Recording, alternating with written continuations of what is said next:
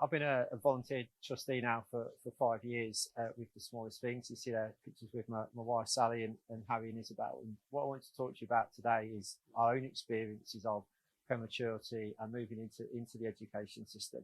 Because I think one of the most important things we can all do, and hopefully you're hearing from other people today, is give, got that passion in yourselves. The most important thing we can do to raise awareness is to talk about it, to share our experiences, to talk to all the agencies around children as well, from the NHS and from schools and other parents all together. The more we talk about it, the more better chance we have got to actually make a difference. So I'll just tell you a little bit about our story to provide some context for you. Got some pictures here. So Sam and Harry were born at 25 weeks gestation back in 2015. You can see a picture of Sam there in the middle. Sadly, he was just 2 weeks and he passed away when he was 16 days old. Harry, you can see there on the left, that's myself holding him there. Got the same watch on still today. Looking at that. Harry spent 107 days in hospital, across a couple of different hospitals, multiple health challenges within that.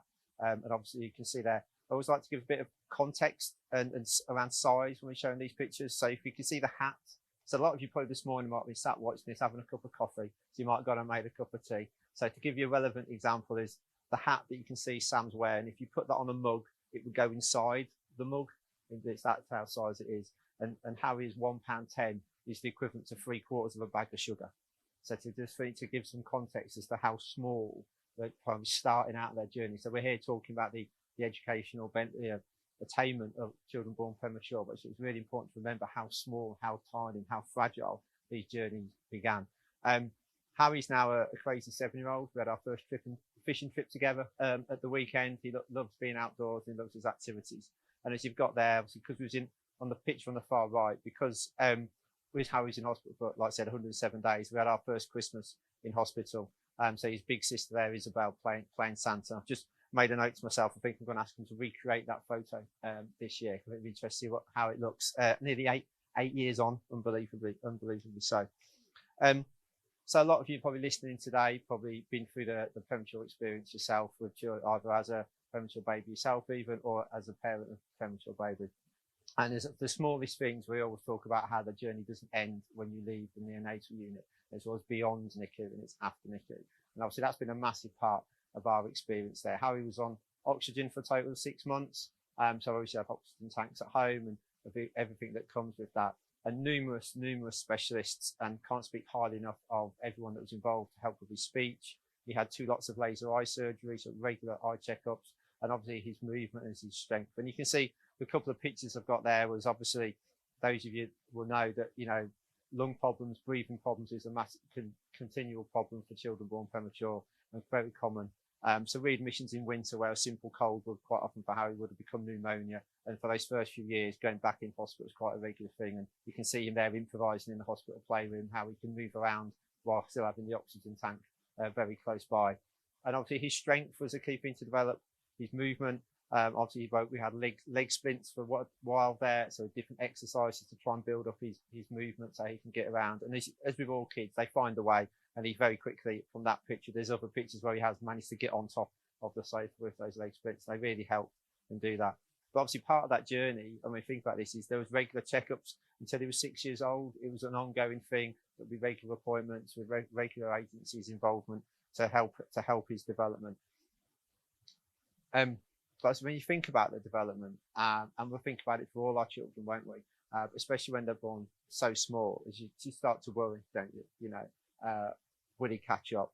Should he be doing more by now? He's so fragile. And we all go through those checks and you start to correct the age. And, when you're correcting by quite a significant period of time, you always think you're behind. You say, oh, he'll catch up. And you get fed up of that phrase, don't you? And you want to, worry is normal for anyone.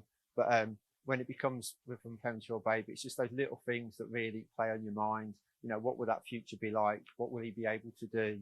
You can see a picture there in the special chair we had from the hospital to help him sit up because he just couldn't hold his head up when he was tiny. And I hate using the phrase normal, what is normal, but obviously what we wanted everything to be as normal as possible, compared to what you'd say is an average child. So he would be able to go to nursery, go to school with his peers, what will that future look like for Harry?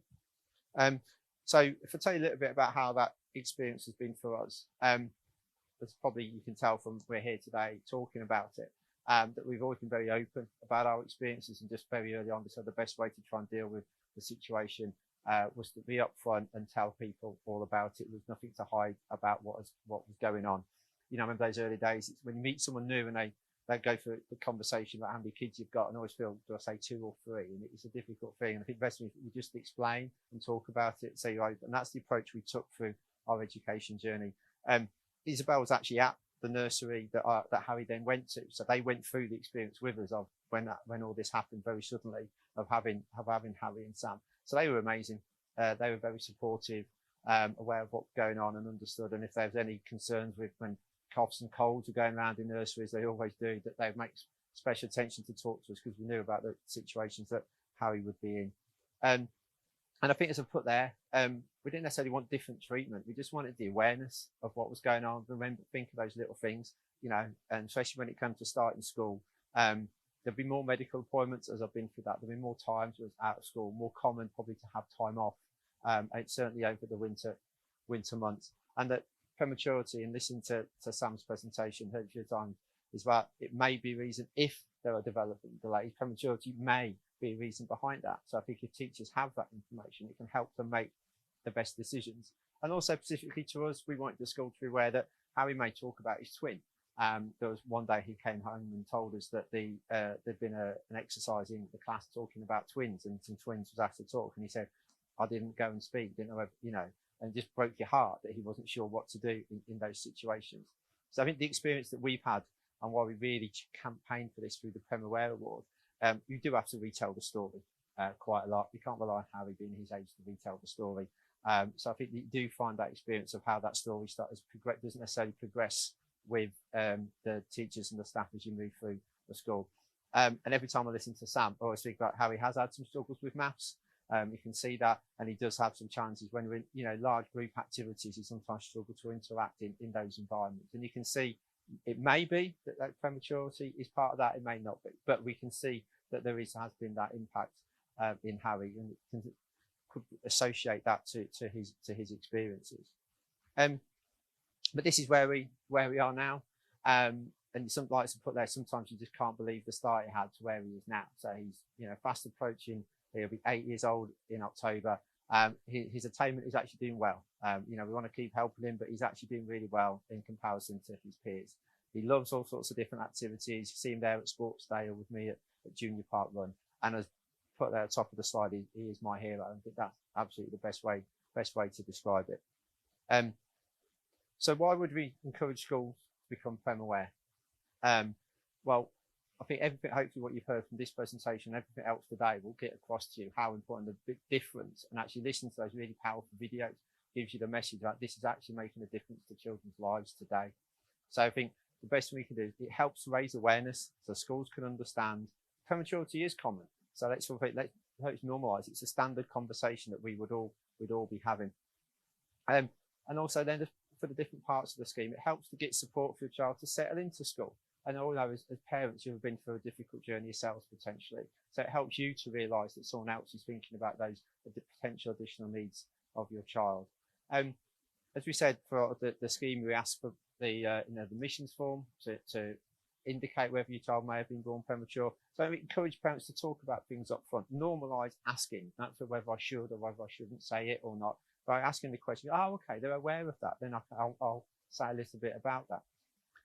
Teachers have a massively important role in education. We all know that. I think by this scheme, giving them the tools to do that, to consider premature, and that awareness can help make the right decisions to support your child. It becomes like, another tool in their armoury to help them support all our children through education. And by asking for feedback, as we ask for the award, by doing it on a continuing basis, not a one-off thing, helps parents just feel comfortable that they're in that environment, that their children's needs are being met. And I think hopefully what you've heard today will really resonate loudly to you, that's why we feel that schools should become Prem-Aware. And eventually, not only will we get to the point where searching for a school in the UK, so whether they're Prem-Aware or not, is the norm. It'll get to the point where that many schools are Prem-Aware, but it's all over the place. And actually, this is just what we want every school to be Prem-Aware by 2030 to really make that difference.